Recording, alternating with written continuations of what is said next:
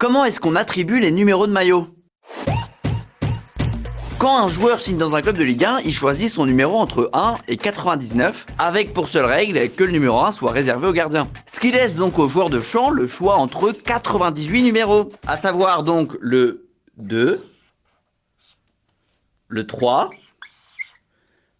le 4, le 74. Alors traditionnellement, les premiers numéros, ils sont associés à certains postes.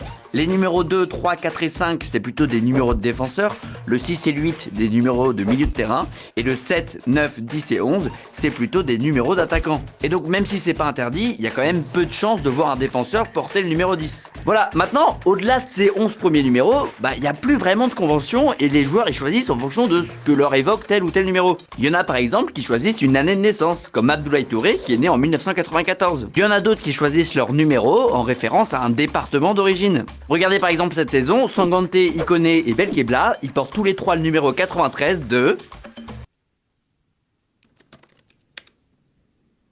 la Seine-Saint-Denis. Bon, tout ça c'est un peu classique, hein. Parfois par contre on a des explications un peu plus originales. Au PSG par exemple, Barcola porte le numéro 29 en hommage à Alex Hunter, un joueur fictif dans un des modes de jeu de FIFA. À Nice, Moïse Bombito, il porte le numéro 64 en hommage au numéro du bus qu'il amenait à l'école quand il était gamin. Au PSG, on a eu Ekitike qui portait le numéro 44 parce qu'il voulait un numéro qui se lise dans les deux sens, comme son nom. Ekitike,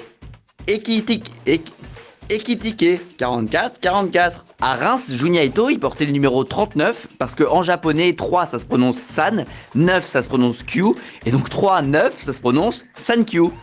Thank you en anglais. Une façon pour lui de remercier les supporters.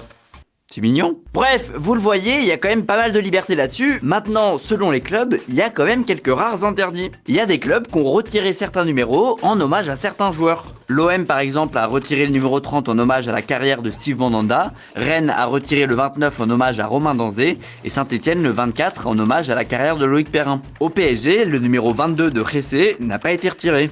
Et dans un autre type d'hommage, à Nantes, c'est en mémoire d'Emiliano Sala qu'aucun joueur ne peut porter le numéro 9 chez les Canaries aujourd'hui. À Lens, ils ont retiré le numéro 17 en mémoire de Marc-Vivien Foé.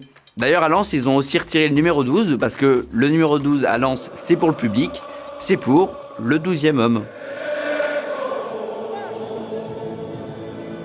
Alors ça c'est pour les numéros interdits, il y a aussi des numéros qui sont pas interdits mais qu'on risque pas de voir à cause d'une symbolique un peu problématique. Il y a des numéros qui poseraient problème dans certains clubs. Notre nouvel attaquant qui va s'engager pour 5 ans. Bienvenue.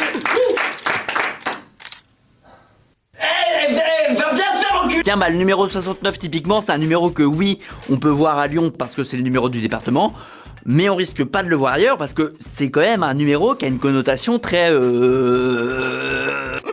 Autre exemple de numéro problématique, regardez cet été, Yvan Diouf il a signé à Nice où il a choisi le numéro 88. Sauf que finalement le gardien niçois il a fait machine arrière et il porte finalement le numéro 80. Pourquoi? Parce que entre temps, il a appris la signification du numéro 88 chez les nazis.